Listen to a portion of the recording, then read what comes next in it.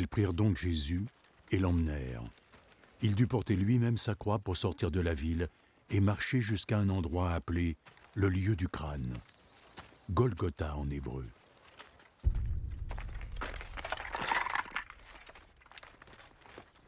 C'est là qu'il fut crucifié. Et ils crucifièrent aussi 2 autres hommes, un de chaque côté, Jésus au milieu.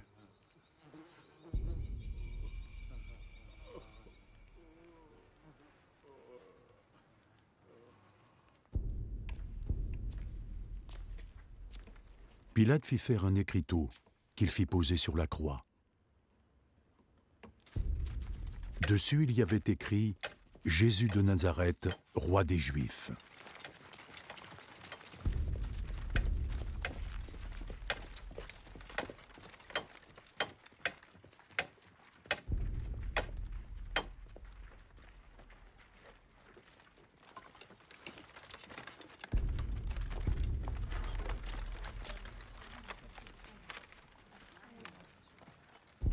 Beaucoup de gens le lirent, parce que l'endroit où Jésus avait été mis en croix se trouvait près de la ville. Et l'inscription était écrite en hébreu, en latin et en grec.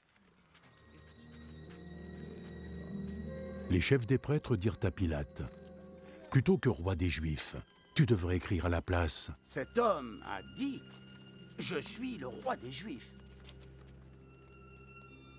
Ce que j'ai écrit restera écrit.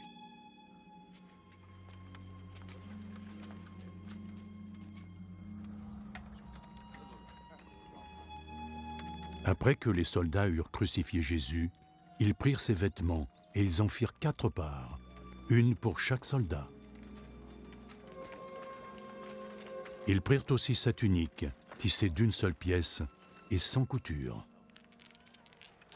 Entre eux, les soldats se dirent, « Ne la déchirons pas, mais jouons-la au dé pour savoir qui la gardera. » Voici donc qu'allait se réaliser cette parole de l'Écriture. Ils se sont partagés mes vêtements, et ils ont tiré au sort ma tunique. Et c'est ce que firent les soldats. Près de la croix de Jésus se tenait sa mère, et la sœur de sa mère, Marie, la femme de Clopas, ainsi que Marie de Magdala. Jésus vit sa mère, et auprès d'elle, le disciple qu'il aimait. « Voici ton fils. » Puis il dit aux disciples, « Voilà ta mère. » Et dès cet instant, le disciple la prit et l'emmena vivre chez lui. Ainsi, à présent, Jésus savait que tout avait été accompli.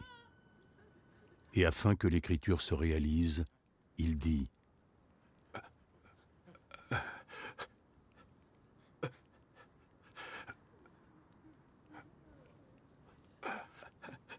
J'ai soif. » Il y avait là un vase, plein de vinaigre. Alors une éponge fut trempée dans ce vinaigre, fixée à une branche d'hysope, et portée jusqu'à ses lèvres.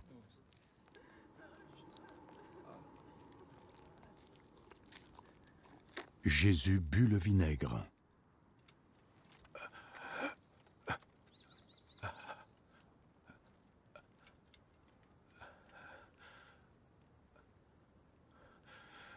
Tout est accompli. Puis il baissa la tête et rendit l'âme.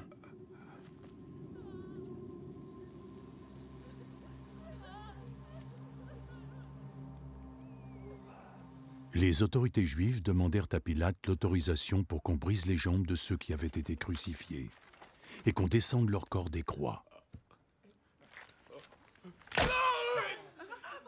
Ils firent cette requête car c'était un vendredi et ils ne voulaient pas que les corps restent sur la croix pendant le sabbat, d'autant que ce sabbat-là était particulièrement important.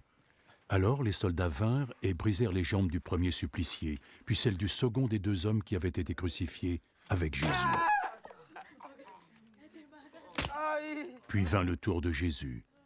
Ils virent qu'il était déjà mort et ne lui brisèrent pas les jambes. Cependant, un des soldats lui perça le flanc avec une lance.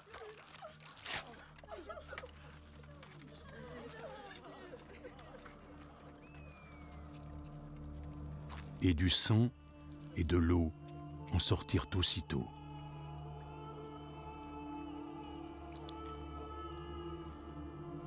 L'homme qui a été témoin de ces faits les a racontés, afin que vous puissiez croire aussi.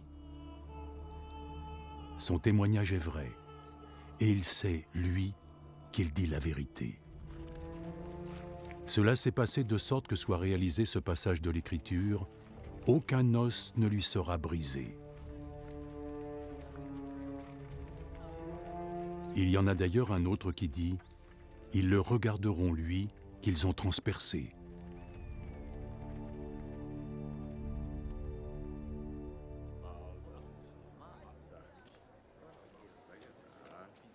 Après cela, Joseph, qui était de la ville d'Arimathie, demanda à Pilate l'autorisation de récupérer le corps de Jésus. Joseph était un disciple de Jésus, mais en secret par crainte des autorités juives. Et Pilate lui permit de le prendre. Donc Joseph vint et emporta le corps de Jésus. Nicodème, celui qui une fois était allé voir Jésus pendant la nuit, accompagna Joseph, emportant avec lui près de 30 kilos d'épices, un mélange de myrrhe et d'aloès. Les deux hommes prirent le corps de Jésus et l'enveloppèrent de bandes de lin, avec les épices conformément à la coutume juive, lorsqu'ils préparent un mort avant de l'enterrer. À l'endroit où Jésus avait été mis à mort, il y avait un jardin, et dans ce jardin, un tombeau tout neuf, dans lequel on n'avait encore mis personne. Comme c'était la veille du sabbat, et que le tombeau était tout près, c'est là qu'ils déposèrent le corps de Jésus.